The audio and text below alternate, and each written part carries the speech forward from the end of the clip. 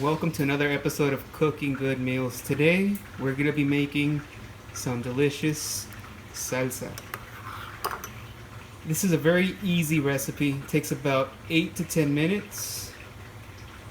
Very few ingredients are needed, and it's the perfect salsa to eat some chips with, fried chicken, you name the food, this salsa will go with it. So let's jump right into the recipe. So here we have the ingredients for today's salsa. Today's salsa is going to be a mild, hot salsa.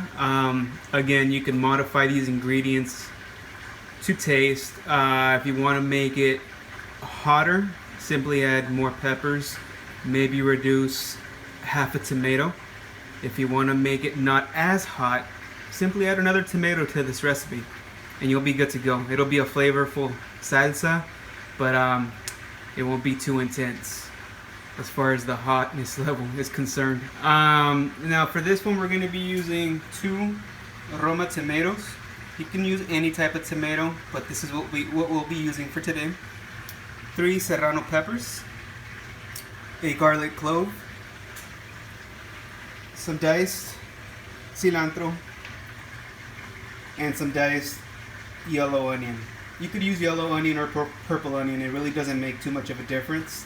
This is about 1/3 of a small to medium sized onion. Now what we're going to do next is transfer these 3 ingredients, the tomatoes, peppers, and garlic, over to a hot skillet. What we want to do is char the outside of these ingredients to give them even more flavoring. So I'll see you there. Okay, so here we've transferred our tomatoes, peppers, and garlic over to a hot skillet. On an electric stove, we're doing high heat. Same thing would apply to a gas stove. And what we basically want to do is give them a nice char on all sides of the ingredient, all sides of the tomato, the pepper, the garlic. Sometimes it's a little bit tougher with these rounder vegetables or ingredients, but just give it your best shot. And once we get them pretty well charred, we'll remove them, so have a plate ready to remove them as they're done. And the next step will be introducing these ingredients into the blender.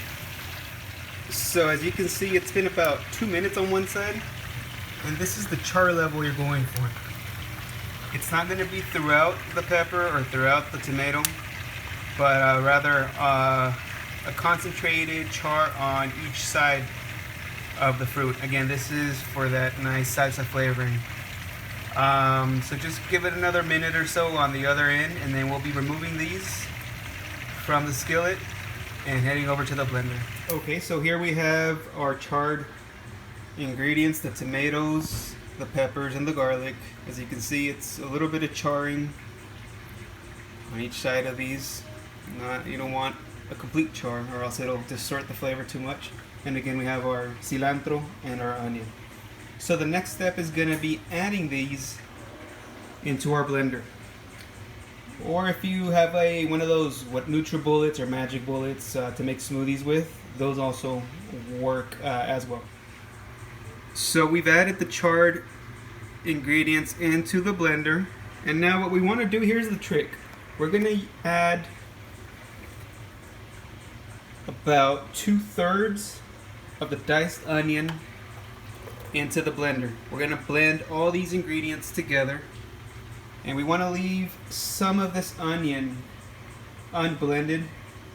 And what we're going to be doing is, at the end, once everything is nice and blended, we're going to be adding the onions and the cilantro to the salsa. The last thing we need to add into the blender before we start blending, other than water, is salt. Again, salt's going to be to taste. I add about a tablespoon and a half of salt. Again, you could add more salt or less salt depending on how much salt you want in your salsa. Now, prior to starting the blending process, we're going to add 3/4 of a cup to our ingredients in the blender. Again, you can see the salt particles over the top there, the salt granules, the pepper, the tomato, and the garlic's in there. So we'll be adding 3/4 of a cup of water. And now we're ready to start blending. What we want is a consistency of about a puree, but not totally liquefied. salsa. So after blending for about, I'm gonna say 5 to 10 seconds, we have a pureed consistency to the salsa. You can smell the strong flavors. You can see there's some parts of the pepper and tomato that are still kind of whole. That's what you want, a chunky, but not too chunky salsa. Now before adding your salsa to the bowl where you're gonna be storing it, we're gonna add the diced onion to the bottom of it. Next, we're gonna add the cilantro. So we're gonna have a mixture of cilantro and fresh onion waiting for the salsa as we pour it in there. So the final step, I'm gonna pour the salsa into our bowl. Make sure we get everything out of our blender or magic bullet, NutriBullet, you name it. And we're almost at the end. And now the last step is gonna be just stirring the onions and cilantro so we can evenly disperse it throughout the salsa. And there you have it. You have some homemade Mexican flavorful salsa.